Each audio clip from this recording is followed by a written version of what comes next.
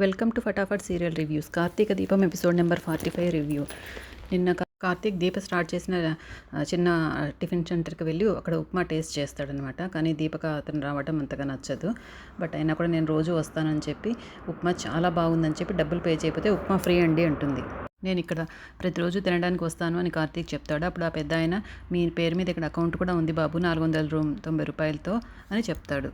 తర్వాత కార్తీక్, నువ్వెంత వద్దనుకున్నా నేను నీ శ్రేయోభిలాషినే దీప, నీకు ఏదో ఒక రూపంలో సహాయం చేస్తూనే ఉంటాను అని మనసులో అనుకుంటాడు. తర్వాత జ్యోత్స్న నిన్న వాళ్ళ గ్రాని చెప్పిన మాటల గురించి బాగా ఆలోచిస్తుంది. ఎలాగైనా వాళ్ళమ్మకి నచ్చజెప్పుకొని దీపని ఇంట్లో నుండి పంపించేయాలని ప్లాన్ చేసుకుంటుంది. అప్పుడు సుమిత్ర అక్కడికి వస్తుందన్నమాట. సారీ మమ్మీ, నేను నిన్న ఇంత ర్యాష్గా మాట్లాడి ఉండాల్సింది కాదు అంటుంది జ్యోత్స్న. నేను నిన్ను అర్థం చేసుకోగలను జ్యోత్స్న అంటుంది వాళ్ళ మదరు.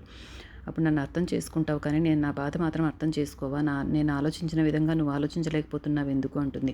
దీప ఏం తప్పు చేయలేదు కదా అంటే బావ తప్పు చేశాడా? ఆ నరసింహ మాట్లాడిన మాటలు నాకు ఇంకా ఇప్పటికి కూడా చెవిలో వినిపిస్తూనే ఉన్నాయి. దీప వల్లనే కదా ఇదంతా అని అంటుంది.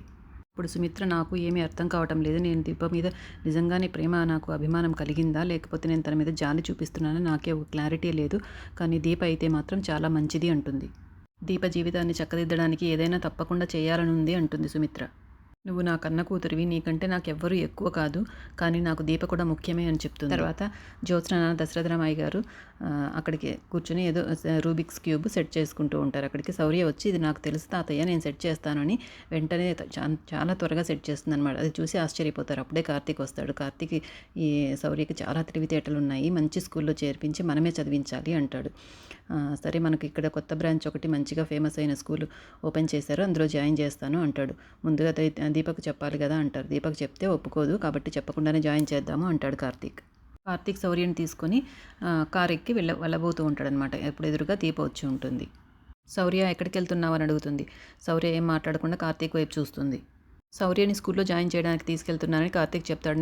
నేను అడగలేదు కదండి అంటుంది. మా అత్త చెప్పింది అంటాడు. కార్తీక్ ఎంత చెప్తున్నా కూడా దీప వినకుండా వాదిస్తూనే ఉంటుంది. నేనున్నంతకాలం నా కూతురిని నేనే చూసుకుంటాను, నేనే జాయిన్ చేస్తాను స్కూల్లో అని చెప్తూ ఉంటుంది. వాళ్ళు అలా మాట్లాడుకుంటూ ఉండగా పైనుండి జ్యోత్స్న వాళ్ళ గ్రాని ఇద్దరు తొంగి చూస్తూ ఉంటారు. అప్పుడు ఇంకా జ్యోత్స్నను రెచ్చగొట్టడం కోసము పారిజాతం ఇలా చెప్తుంది. వాళ్ళ ముగ్గురిని అలా చూస్తుంటే ఎలా ఉందో తెలుసా, వాళ్ళ ఇద్దరి మధ్య ఒక పాప, వాళ్ళకి 6 ఏళ్లకు ముందే పెళ్ళైనట్టు అనేసి ఇంకా రెచ్చగొట్టడానికి, జ్యోత్స్న కోపం తెప్పించడానికి అలా మాట్లాడుతుంది. నువ్వు ఇలాగే సైలెంట్గా ఉంటే ఏదో ఒక రోజు ఇద్దరు దండలు మార్చుకొని వచ్చినా ఆశ్చర్యపోని అవసరం లేదు అంటుంది. మీరు చెప్పే అదే స్కూల్లోనే నేను నా కూతురిని తప్పకుండా జాయిన్ చేసి చూపిస్తాను అని దీప తన సహాయం తీసుకోదు.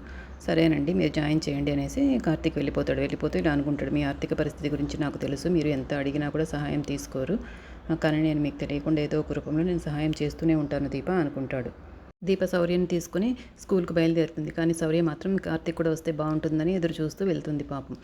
ఇక్కడ పారిజాత మాత్రం జ్యోత్స్న మనసుని పాడు చేస్తూ, చూడు దీప, తన స్తోమతకు తగినట్టుగా కాకుండా పెద్ద స్కూల్లో జాయిన్ చేస్తుంది, దానికి మనవడే సహాయం చేస్తాడు, నీకు తెలుస్తుందిలే, నీ బావ నీకు దూరం అయిపోతున్నాడని చాలా రెచ్చగొడుతుంది జ్యోత్స్నను. ఆ మాటలతో జ్యోత్స్న మనసులో అనుమానం రేకెత్తుతుంది. అప్పుడు ఆలోచిస్తుంది దీప ఎక్కడ జాయిన్ చేస్తుందో చూడాలి అనేసి. రేపటి ఎపిసోడ్లో కలుసుకుందాం.